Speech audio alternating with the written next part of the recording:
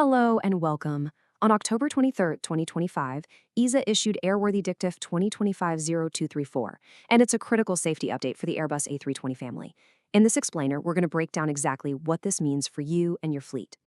Okay, so here's our game plan. We'll start with the core safety issue, what's really going on here. Then we'll pinpoint exactly which aircraft are affected. After that, we'll get into the nitty-gritty, the required actions and timelines. We'll also touch on the operational impact and wrap up with a clear path to make sure you're fully compliant. First up, the big picture. So what's the fundamental safety concern that got this whole directive started? Well, it all comes down to a specific and pretty worrying mechanical failure that's been seen in service.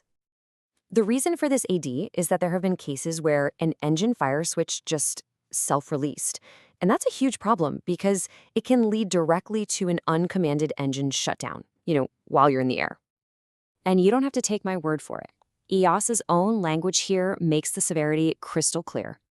The number one risk is losing engine power, which, of course, means you have less control over the aircraft. All right, now for the big question. Does this apply to you? Let's nail down exactly which aircraft and which components are covered by this AD. This is where you figure out if your fleet is directly impacted. And the scope here is, well, it's wide. This directive applies across the entire A320 family.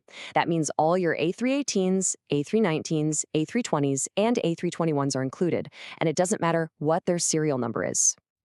Okay, so we're drilling down to the specific component, the fire panels. The AD is targeting these specific part numbers. Now, there is one key exception here. If a part has already been inspected and repaired according to the official Safran Vendor Service Bulletin, then you're in the clear for that specific part. To keep things simple, the AD splits the entire fleet into two buckets. Group 1 aircraft are the ones that have an affected fire panel installed right now. Group 2 aircraft do not. Pretty straightforward. All the actions we're about to talk about are focused on Group 1. All right, so we know what the issue is and who it affects. Now for the most critical part for any camo or maintenance team. What exactly needs to be done and when?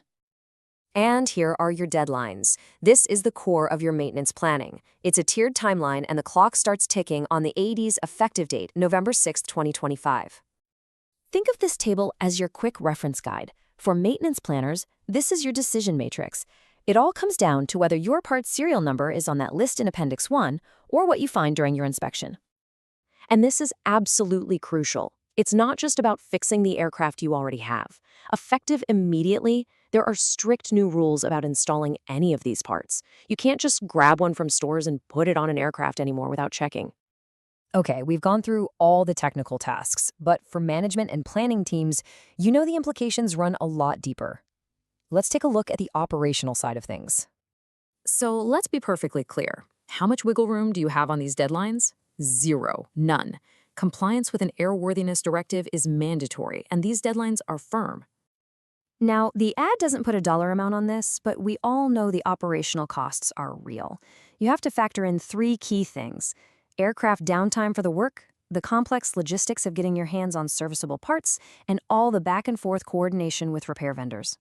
So, with all that said, how do you pull all of this together into an action plan that's clear, effective, and keeps you compliant?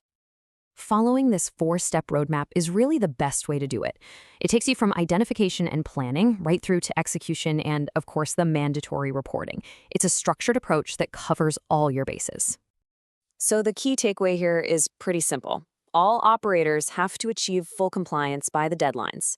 This is going to demand some close, proactive coordination between your camo, planning, maintenance, and even your commercial teams. Everyone needs to be on the same page.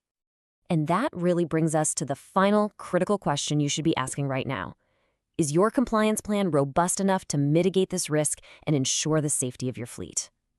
For the complete official instructions, always refer directly to EASA AD 2025-0234 and the associated service bulletins from Airbus and Safran.